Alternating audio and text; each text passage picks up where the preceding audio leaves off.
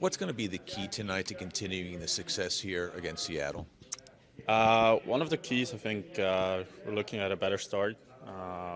Be on our game right away and play a 60-minute game. We know we're facing a good team. They battle hard. They battle for any puck, so we got to match their battle level and just play our game. One different ways on this road trip, coming from behind, putting the pedal to the metal against Anaheim, winning in a shootout. What does it tell you about the team? We find ways to win games, and that's obviously a positive thing. Not every win is nice and cute. Sometimes you got to grind it out. Sometimes you got to come from behind, and that's what we showed. And I think that's a positive thing for our team for sure.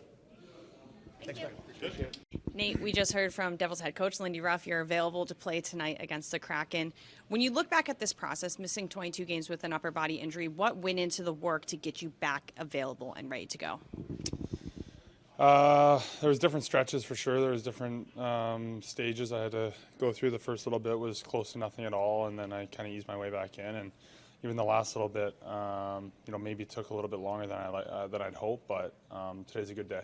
When you were out on the ice in practice yesterday, now in morning skate today, physically, what are you feeling? I feel good. I don't think I'd be in the spot I was with maybe the chance of playing tonight if I didn't feel good. So a lot of work went into it, and I feel good now. And we hear with players working your way back into your full role after an injury. What do you want to achieve in these first few games, and what impact do you want to have? It's a tough league, and for a guy like me, there's not a ton of time to ease yourself back into it. So hopefully I can kind of pick up where I left off and get back to my game right away. Coming back here in Seattle, where I know it was a short time, but you started last season. What kind of memories do you have from playing here? Not a ton, other than spending a little bit of time and meeting new guys, and it's crazy in such a short period of time how close you can get with some guys. So being around Seattle a couple days and going for dinner with some of the guys on the other side was a lot of fun. Who are you particularly close with from the current Kraken group? Borgen, Susie, Drieger, these guys are still around. A couple of my closest friends also got moved, Appleton, Lozon, these guys. So there's still definitely a couple left.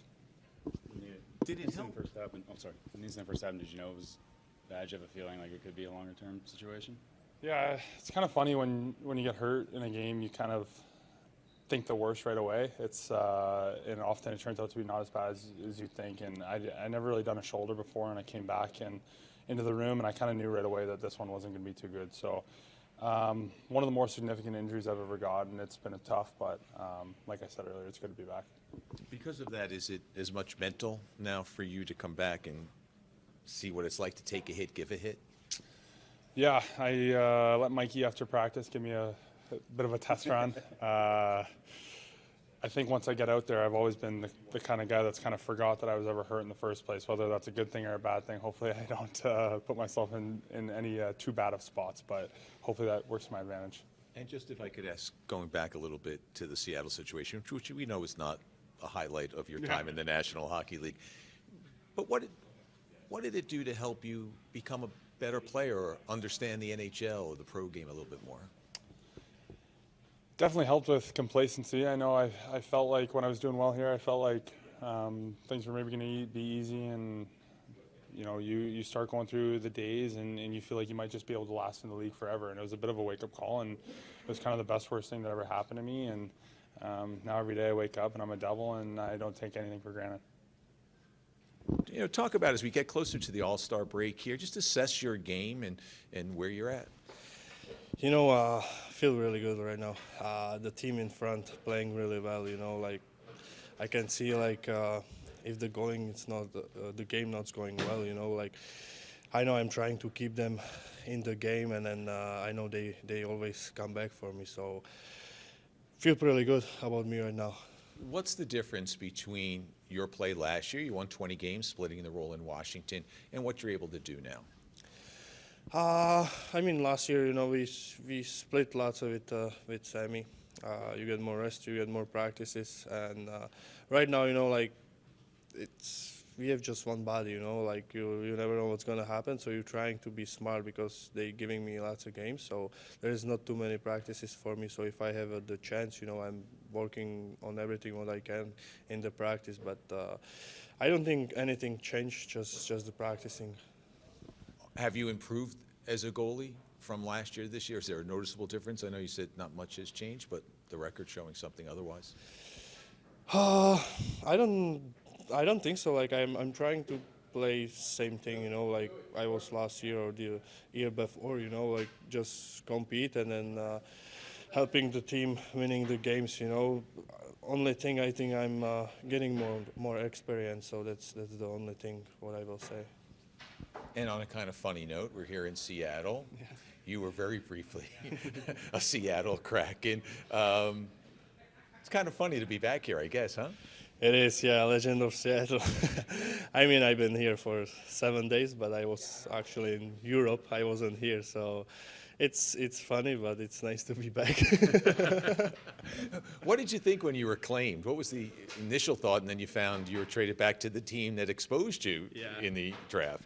So I thought I gonna be here actually, and then when I see they take the group over, you know, probably in my head was just going like something gonna happen maybe or not, and then after that they trade me, so it was fun.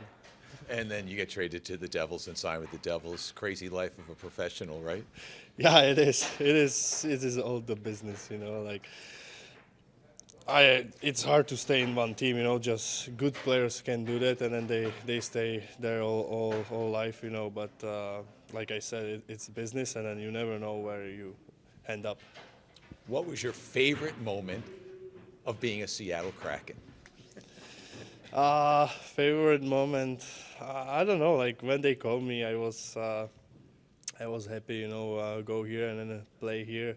I was doing a couple things too. I almost sent my car too, but I didn't because they traded me. So that was the only thing what I did.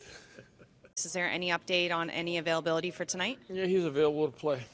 And when you look at what Bastian brought to the lineup before his injury, what were some of the things that he did so well, good for this Devils offense? Well, I think when you look at it, he was, he was part of our power play, our net front guy, great on retrievals. One of the guys that physically, can control the walls defensively. He was a guy we counted on, killing some penalties and a lot of tough D-zone situations. You look at the Kraken and the Devils, 1 and 2 and 5-on-5 goals in the league. So then, obviously, both teams can score. So what do you do defensively to shut them down, especially in that first period? Well, I think the one thing we don't want to do is fuel their offense. So we have to manage the puck well. Obviously, with the high percentage they have on shooting, we got to limit the opportunities from inside. But again, making sure we get people back, make sure we're diligent with our positioning, and 5-on-5 play has been strong, and we got to continue to play. You mentioned the power play. Where do you feel the power play is right now, and how much room do you think they still have to grow in the back half of the season? I think there's always room to grow. I think when you look at the grade A opportunities, you look at some of the chances that even that second unit had last game, the ability to finish. And at the same time, continue to clean up, some of the shorthanded stuff we've given up. How have been the puck retrievals on the power play? When you have those missed opportunities, regaining possession, have you been happy with that? That's the biggest part of really the power play of keeping it going. I think it's something that Andrew has worked really hard, with the crew, is making sure we have support, making sure that we can get puck back so that all of a sudden you can get those second or third opportunities without going all the way down the ice. Do you see some similarities in Seattle and you in terms of, the four-line being involved, playing kind of even minutes, things like that? Or at least when you were playing 4 lines during that win streak?